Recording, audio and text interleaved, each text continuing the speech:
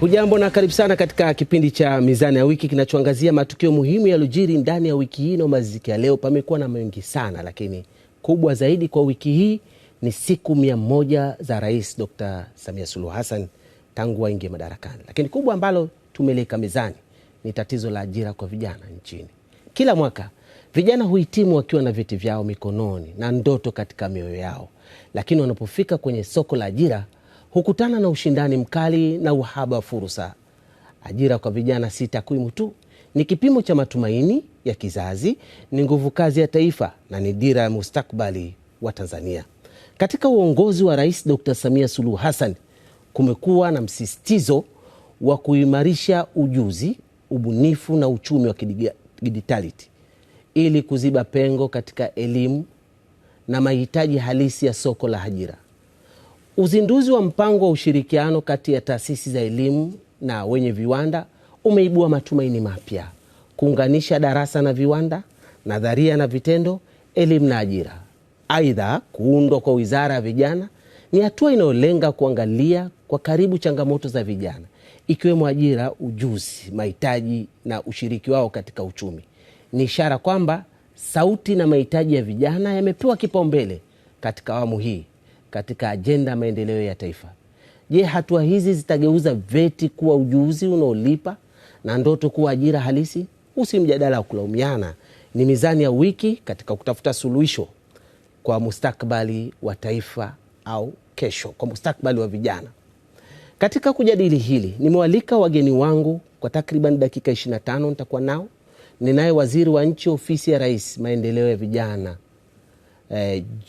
Joel Nanauka akiungana nami kutokea huko Mtwara kwa njia ya mtandao. Karibu sana Mheshimiwa, habari za wakati huu?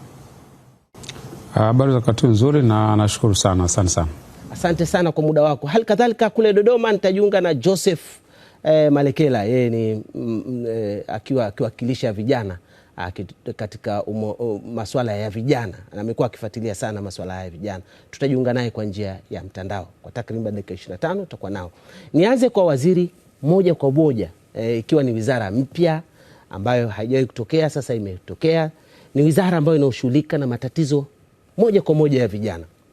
Kilio cha vijana hivi sasa, Mheshimiwa, ni ajira. Ni tatizo kubwa. Tuna wahitimu ambao wanamaliza kila mwaka, lakini kilio chao ni ajira. Kwa namna gani umejipanga kushughulikia tatizo hili? Tuanzie hapo moja kwa moja.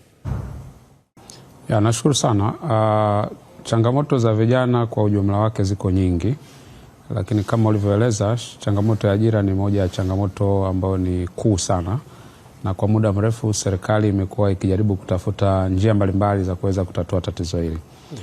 Na ili kujua namna gani tunatatua changamoto hii, tunaongozwa kwanza na maono ambayo tunayo kama nchi, ambayo yanaelekezwa katika dira ya 2050 ambayo inajikita kujenga taifa lenye ustawi lakini jumuishi, lakini tuwe na uchumi unaojitegemea, ambayo katika hii miaka 25 tumegawa katika miaka ya muda mrefu, lakini muda wa kati na muda mdogo.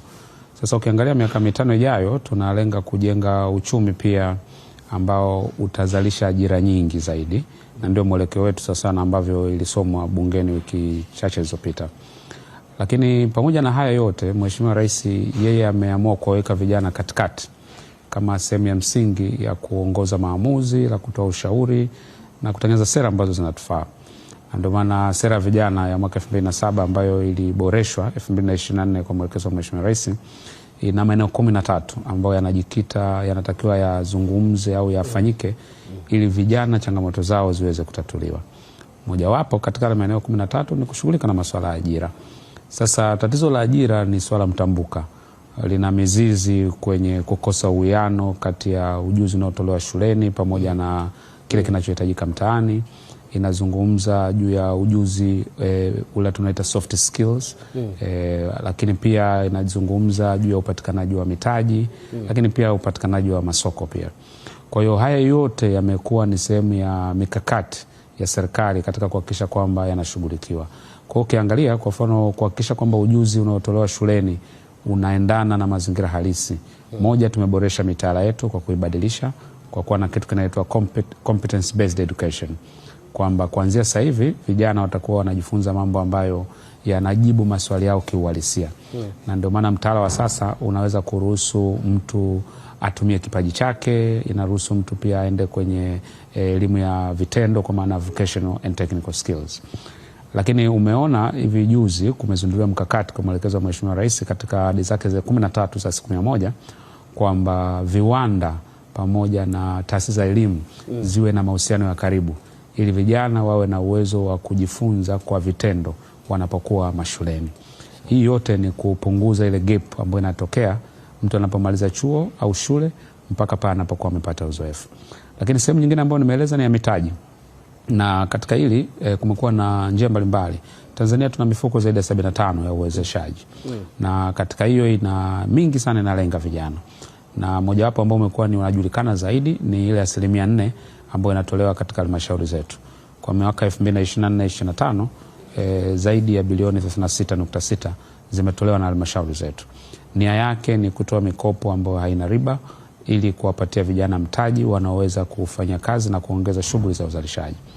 Lakini sambamba na hiyo, Mheshimiwa Rais akaona kuna umuhimu sasa wa kutenga pesa maalum kwa ajili ya kusaidia biashara ndogo za kati na kampuni changa startups, ambao alitoa ahadi ya kutoa bilioni 200 ambazo tayari amekwisha kuzitoa na zinaelekezwa katika wizara mbalimbali kwa ajili ya kuhakikisha kwamba vijana inapofika swala la ukosefu wa mitaji linakuwa sio swala ambalo linakuwa ni changamoto kwao. Sasa ajira, maana yake kutengeneza ajira ni kukuza uchumi. Kwa hiyo fedha hii inapoingizwa katika mzunguko wa uchumi inaongoza shughuli za uchumi. Shughuli za uchumi zikiongezeka, maana yake tija inaongezeka kwa vijana na fursa zinaongezeka nyingi kwa vijana. Kwa hiyo kwa ufupi kujibu swali lako, ningesema swala la ajira ni swala linalohusisha michakato mbalimbali ikiwemo kuongeza ujuzi, upatikanaji wake, lakini pia upatikanaji wa mitaji kama nilivyoeleza, na kisha kuhakikisha kwamba tunafungamanisha mitaji tunawapa vijana na masoko ya uhakika ya bidhaa zao. Na ndio maana Mheshimiwa Rais alipoingia madarakani 2021, 2023 alipitisha sheria ya manunuzi ya umma inayotaka taasisi zote za serikali ziweze kutenga 30% ya matumizi yake ya manunuzi yake kuwapatia vikundi vya vijana, wanawake, wenye ulemavu pamoja na wazee.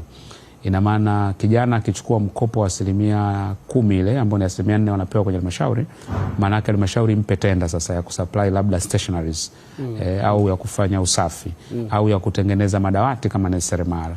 Kwa hiyo maana yake tunataka tufungamanishe kwamba tusiwe tunatoa tu mitaji, tuwe tuna uwezo pia wa kutengeneza masoko yanayotokana na uzalishaji unaofanyika na vijana.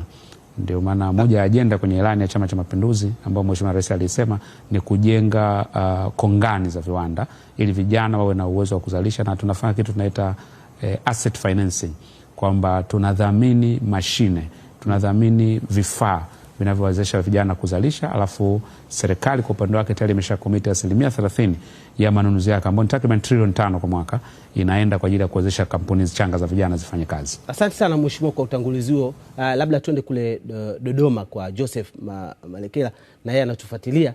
Umemsikiliza waziri akifafanua kuhusiana na mipango na mikakati ya kupunguza hilo tatizo la ajira kwa vijana, na ni dhahiri kabisa umeona hiyo mikakati. Unaona Joseph, katika kufuatilia kwako umeliona hilo lina uhalisia ama linatatulika katika njia ambazo amezisema Mheshimiwa Waziri?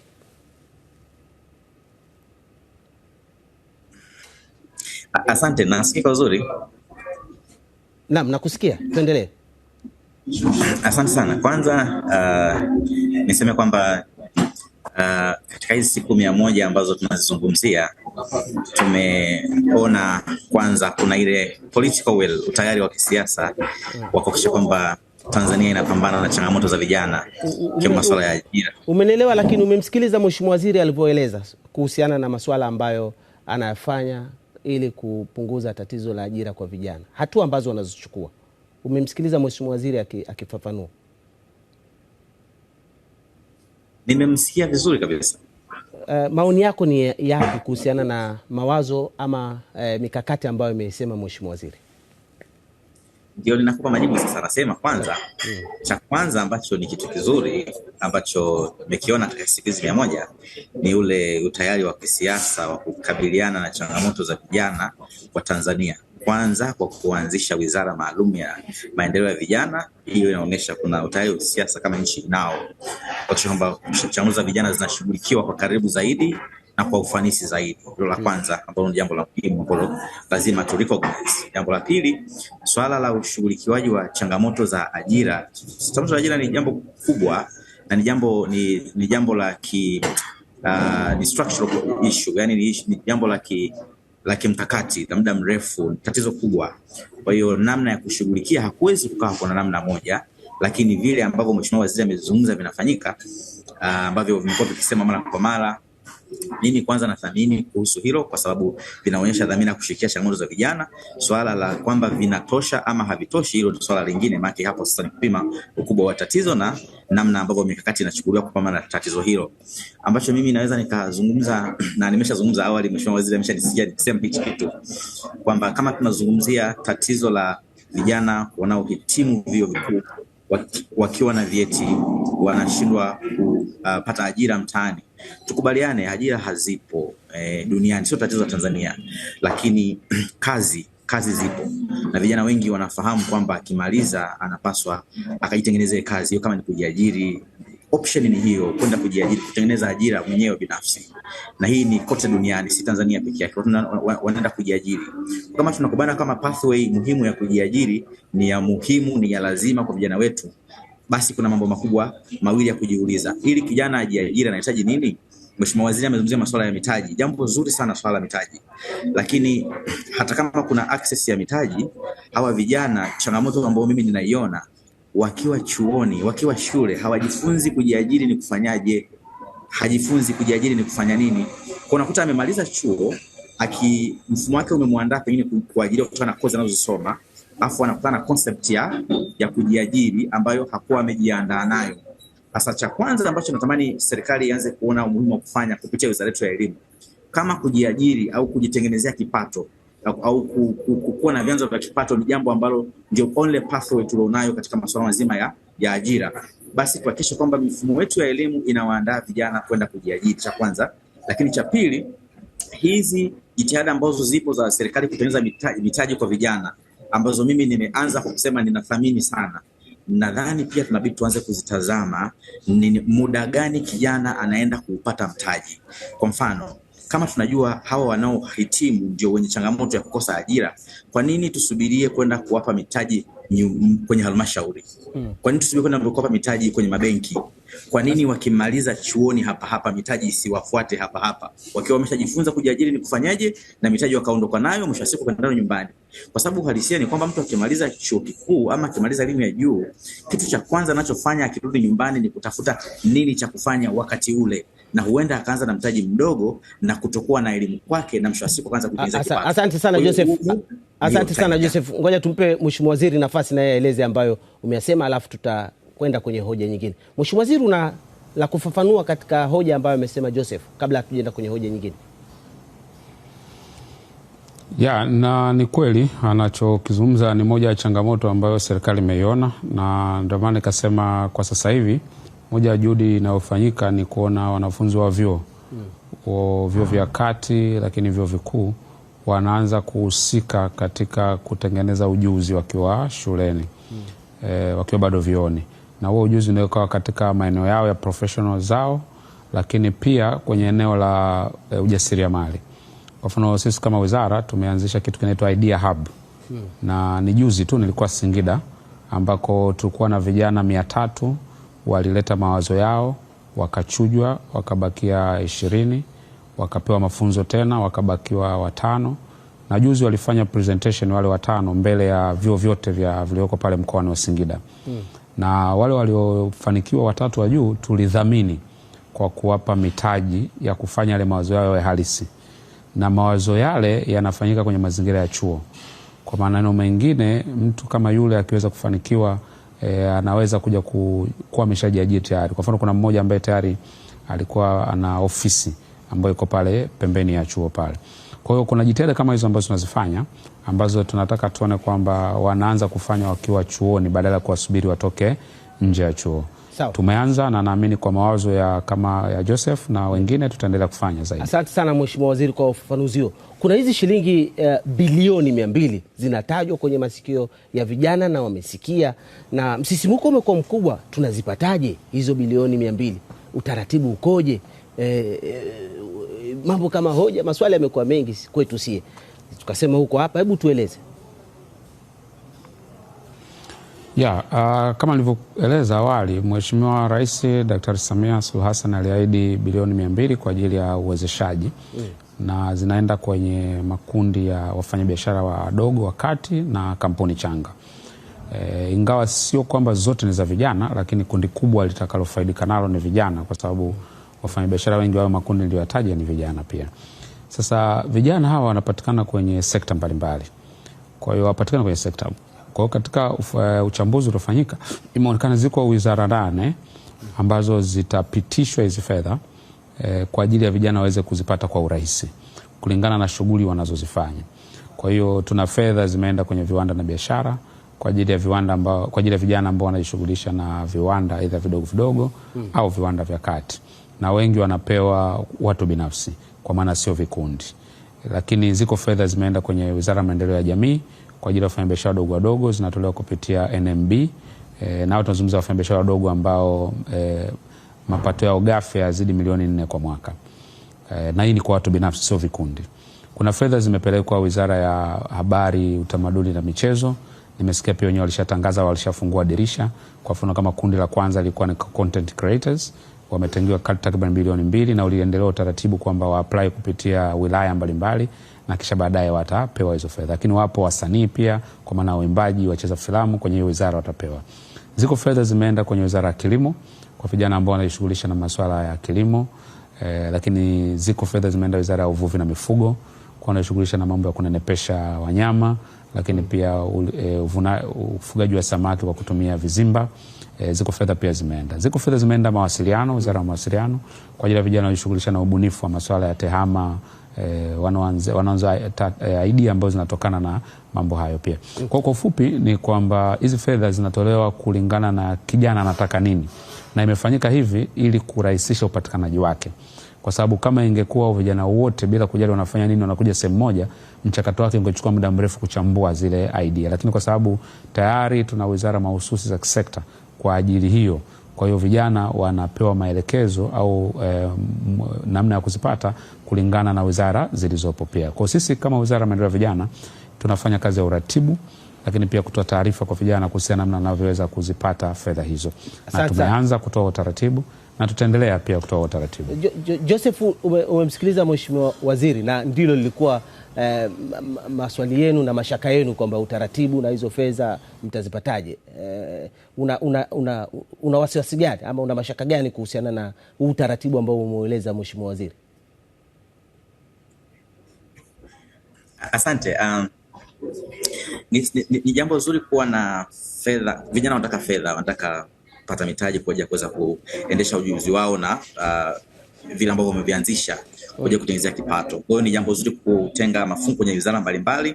Labda tu wasiwasi ambao ni wa kila siku kwenye nchi zote za Afrika ni swala tu la uwajibikaji, ufuatiliaji, kuhakikisha kwamba kweli vijana walengwa kweli wamefikiwa na hizo fedha vizuri na kwa wakati. Hilo ni jambo ambalo tunatamani sana kuona, lakini pia utoaji wa taarifa. Kama kuna vijana ambao wanapata, basi tuone kweli wakitoa taarifa kwamba kuna watu ambao wamenufaika na hizo fedha, lakini pia tupate testimony zao walipopata wamezifanyia nini na zimewasaidiaje.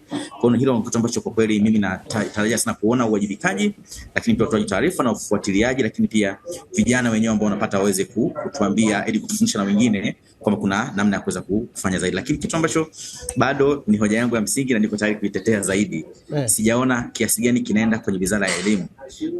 Na wakati tunaelewa kwamba kundi lenye changamoto ya ajira ni watu wanaohitimu. Sasa kama hawa wanahitimu, wanaenda mtaani, wanaenda kujiajiri, na Wizara ya Elimu haijapelekewa fungu la kuhakikisha kwamba vijana wakimaliza wanapata fungu la kwenda kujiajiri, hiyo ni changamoto nyingine. Basi ngoja tupate jibu lake. Ngoja tupate jibu lake kwa sababu Mheshimiwa Waziri yuko hapa. Mheshimiwa Waziri anauliza kuhusiana na fungu kwenye Wizara ya Elimu ili vijana wanapotoka waweze kujiajiri.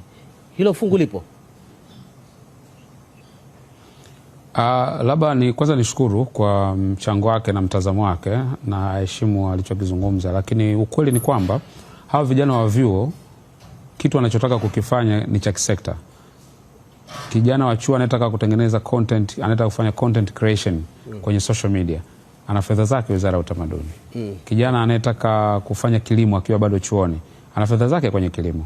Anataka kushughulika na ubunifu wa kufanya ujuzi, tukutana na mtu ambaye ametengeneza application kwa ajili ya kuweka notes za wanafunzi wenzake baada ya kutembea na notes na madaftari mengi.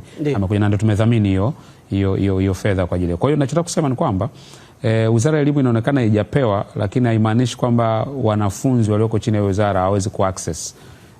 Ni kwamba chochote anachotaka kukifanya kinaangukia kwenye sekta fulani. Na kwa nini zimeenda kwenye sekta, labda nifafanue. Kwa sababu zile sekta zina utaalamu wa kutosha kuhusiana na uchujaji wa yale mawazo, lakini cha muhimu zaidi tumetengeneza mentorship program, kwamba kuna ulezi unaoambatana na aina ya wazo na aina ya biashara mtu anataka kuifanya, ambayo maana yake mtu akitaka kufanya wizara husika, kwa mfano angekuwa anakuja wizara yetu kwa mfano, hatuna utaalamu wa kujitosheleza pengine kwenye mambo ya teknolojia. Kwa hiyo tunaamini ile Wizara ya Teknolojia, kwa sababu tayari tumeshatengeneza mfumo mzuri, wenyewe watawapa pesa, lakini pia wanaweza kuwalea kupitia mifumo yao ili tuone mafanikio. Ambayo ndicho kitu kimoja hapo nafikiri anakisema. Ufafanuzi huo umemwingia vizuri, naona ametingisha kichwa, amekuelewa. Sasa Mheshimiwa Waziri pamoja na Joseph, kuna mambo muhimu nataka ni wapitishe mweze, najua mnafuatilia huko na mtanisikia na watazamaji na wenyewe watanisikia kuhusiana na haya mambo muhimu. Kubwa hasa ni kuhusiana na mambo muhimu kuhusu tatizo la ajira. Idadi kubwa, karibu vijana milioni 1 huingia katika soko la ajira kila mwaka. Hawa ni vijana wanaanzia 800,000 mpaka milioni 1 katika vyuo mbalimbali hapa nchini. Lakini sasa kutokana na kuhitimu kwao huko, changamoto ya ajira, sasa kuna hitaji mkubwa sana kuwajengea ujuzi wa hitimu ili kukidhi mahitaji ya soko kwa sababu ya hii idadi kubwa. Sasa uwezo wa kuajiri, kwa sababu kuna changamoto ya ajira, vyuo vikuu vina jukumu la kuhakikisha wahitimu wanapata ujuzi unaohitajika ili kuongeza uwezekano wa kujiajiri. Ndio kitu ambacho mlikuwa mnaeleza. Hali hii inasisitiza umuhimu wa elimu ya ufundi na ujasiriamali ili kukabiliana na uhaba wa ajira. Hayo ni mambo muhimu katika wakati naangalia tatizo hilo la ajira. Sasa tunaendelea na wageni wangu kupata maoni yao, na hasa kuhusiana na haya mambo ambayo nimeyasema. Mheshimiwa Waziri, kuhusiana na haya mambo muhimu, labda una lipi la kufafanua zaidi na lipi la kueleza zaidi ili kuhitimisha kipindi chetu? Tuna dakika chache sana. Karibu Mheshimiwa Waziri. Yes, kama tulivyozungumza gap au lile pengo la ujuzi unaohitajika na ujuzi ambao vijana wanakuwa nao ni jambo ambalo limeelezewa kwa muda mrefu sana. Na hilo tunaliziba kwa njia zifuatazo. Cha kwanza ni kuwapa nafasi vijana wakiwa bado chuoni kufanya mazoezi ya vitendo katika taasisi, viwanda, mashirika. Ndio maana Memorandum of Understanding imeingiwa kati ya Wizara ya Elimu pamoja na wamiliki hawa wa viwanda. Lakini cha pili, tumeboresha sana na kuongeza ufadhili mkubwa sana kupitia vyuo vyetu vinavyotoa mafunzo ya ufundi na ufundi stadi. Mwaka huu peke yake zaidi ya vijana 5,000 wamelipiwa na serikali kwenda kwenye vituo vyetu na vyuo vyetu vya maendeleo ya jamii, folk development colleges Tanzania nzima. Lakini bado kuna jitihada nyingi za kufanya udhamini wa namna hiyo kwenye vyuo kama VETA, lakini pia na kupata kitu kinaitwa internship. Kwa mfano sasa serikali inalipia vijana ambao wanataka kwenda kujifunza, kwa maana internship, wanalipwa kwa mwezi, kila mwezi kupitia fedha ya Service Development Levy ambayo inakatwa kwa wafanyakazi, inaenda kuwalipia vijana wanaofanyiwa mafunzo kwa vitendo, wanakuwa attached kwenye maeneo mbalimbali. Hata hapo Azam mnao ambao pia wanalipiwa na serikali, wanafanya kazi pale kwa vitendo. Kwa hiyo maana yake ni kwamba ndio juhudi ambazo serikali tunazifanya pia. Muda umetutupa mkono, lakini hili lazima niliulize kwa sababu ya muda. Hawa watu wa vijana walioko pembezoni mwa mji, vijijini, tunafikia vipi? Kwa muhtasari, nianze na wewe Mheshimiwa Waziri, alafu utakuja na Joseph, then nitamaliza na wewe. Sekunde chache sana. Asante. Sera yetu inajumuisha pia maendeleo ya usawa vijijini pamoja na mijini, na ndio maana hata mimi ukifuatilia shughuli zangu nimekuwa nikizifanya kwa kuangalia uwiano huo. Na niseme tatizo la ajira, ingawa tunazungumza wanafunzi wa vyuo vikuu na vyuo, lakini tuna tatizo kubwa pia la ajira kwenye maeneo ya pembezoni. Kwa juhudi tunazozifanya zinawajumlisha na wao, na kila programu ambayo unaiona mijini inahusisha pia na vijana wanaopatikana nje na pembezoni. Asante sana Mheshimiwa Waziri. Joseph, sekunde chache kuhusiana na hili ambalo nimeliuliza, vijana hao wa vijijini, unasema nini, una mtazamo gani kuhusiana na serikali ambavyo inavyochukua hatua ili kuwafikia vijana hao? Asante.